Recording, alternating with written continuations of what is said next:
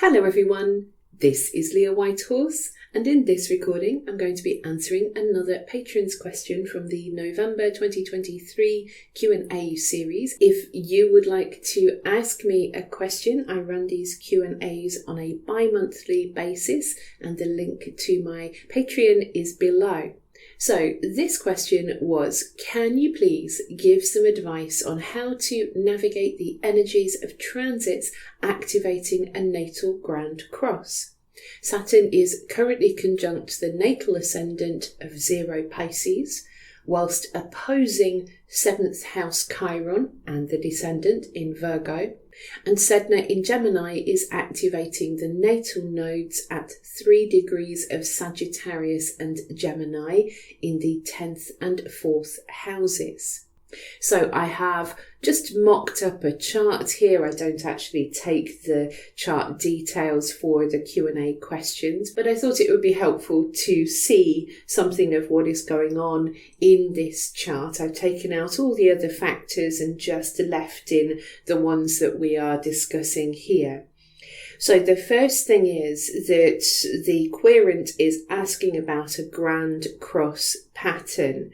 Now, personally, I do not include the nodes or the IC and the midheaven or the ascendant and the descendant. I don't include points in a grand cross pattern. I only will use the general planets and of course the lights, and depending on which asteroids it is, I might use some of the asteroids as well. So firstly, I'm not looking at this as a grand cross pattern.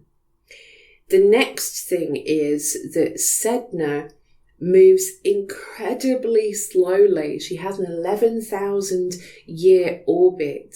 So her movement and her impact is incredibly slow. And also, I should say as well, because it's so slow, it's much more of a collective influence.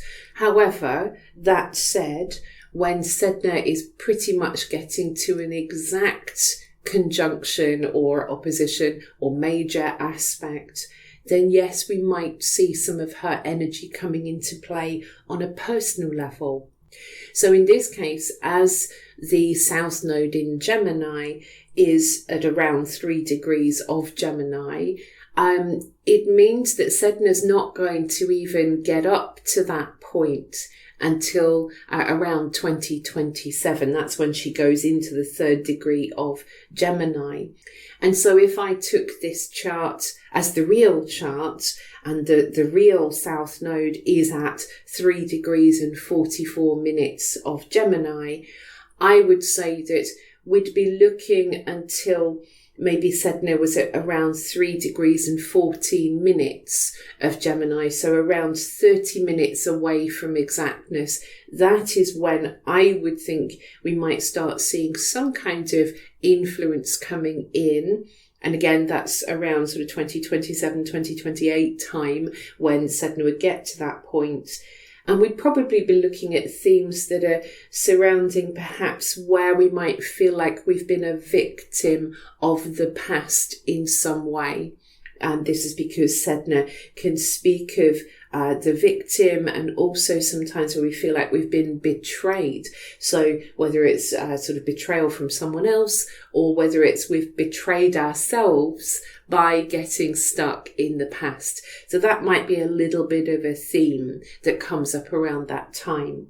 So coming back to present time then, the most important aspect that's happening right now is Saturn conjunct the Ascendant, Saturn moving into the 1st house of this chart, which is then activating Chiron square the nodes in the natal chart. So we do have different stories kind of going on here, but the primary story is always going to be the connection to the Ascendant, because the Ascendant is such a sensitive point in the chart. So we know then that this person is going through a very important period of growth It might feel a bit like slow growth because often Saturn feels very slow in its action. And wherever Saturn moves, he says, this is where there's work to be done. So this person is working on themselves, trying to master themselves. This person is challenging themselves to go beyond their kind of personal limitations, where they've imposed limitation upon themselves, but they're also learning something about what their real limits are, because sometimes we kind of don't know where those boundaries lies, especially if someone is Pisces rising. Pisces is a very expansive sign. It's a sign that's very all-encompassing, and also it's a sign that can sometimes sort of grapple with reality. And as wonderfully imaginative and tender and creative and imaginative that sign is, sometimes we also need a dose of reality, which is what Saturn is giving. Saturn is kind of saying, you have all of these dreams and this ideal world that you see. Okay, how are you going to make that? How are we going to create that? And this work that's being done is an important part of the natal story of Chiron squaring the nodes. So we know then with Chiron squaring the nodes that there has been some kind of missed step in various incarnations. There is a need now in this lifetime to heal or to address wounding and healing around relationships. Relationships may have been painful, but at the same time, this is where healing can be found. And this is important for this person's karmic journey because Chiron is squaring the nodes. So if we go back to the nodes, the North Node in Sagittarius in the 10th house is telling us that in this lifetime, this person is needing to develop more kind of risk-taking qualities with Sagittarius. Sagittarius is very adventurous and it's a big thinker and it's going far from home. It's going far away, whether it's literally traveling for one's work, working abroad, for example, leaving the sort of neighborhood behind, South Node in Gemini, 4th house, or whether it's just that this person is kind of going beyond what they've already been told. You know, sometimes our family impose upon us the stories that we kind of keep telling ourselves that actually keep us small and keep us from stretching our horizons. So the issue of healing relationships, Chiron in the 7th house, is going to help to break these old patterns down so that this person can fully move into a job or career or path that they really believe in. It's not just what they were told they should do. It's something that actually aligns with who they are as a person. And maybe it's creative. It could be a move from an intellectual path or family to a more creative industry, for example. There's lots of different ways we could look at that. But we know that that is the path. That's what's been set out, that in this lifetime, this person needs to develop the qualities of Sagittarius, especially when it comes to their career or what they do out there in the world. But the stumbling block is Chiron, because this person may be afraid of getting hurt in relationships or always feeling like they're the odd one out in relationships. So these are some examples of how Chiron in the 7th could play out. And it could also mean as well that this person actually has a lot to offer other people. They can be a mentor. Chiron, you could be a mentor to other people, but you've got to believe in yourself as well as believing in the other person. So these are some of the ways that we could interpret this.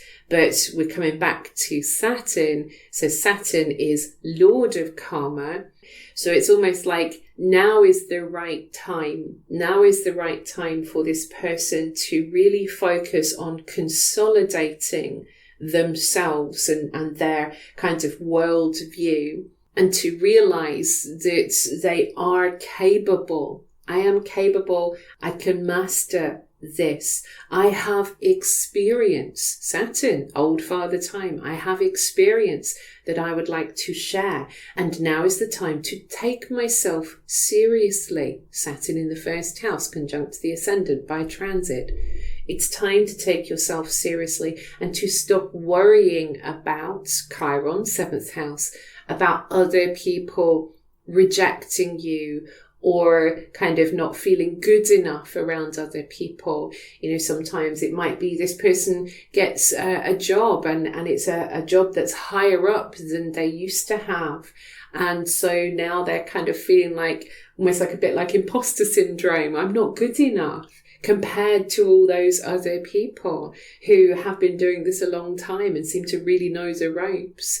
Or it could be the opposite problem, that this person finds himself without work. And so again, they're comparing. It's the opposition. We compare ourselves with others and find ourselves lacking with Chiron. So Saturn just keeps saying, you've got this. Just keep working on yourself. Know your limits. Break your self-imposed limits. And take yourself seriously, because you have a vision to bring out in the world. You were born with Pisces rising. So, you know, here is this incredible imagination. Let's do something with that is real and concrete. Saturn conjuncts the Ascendant and in the first house. So these are just a few ideas of how to work with this transit. I hope you found it helpful.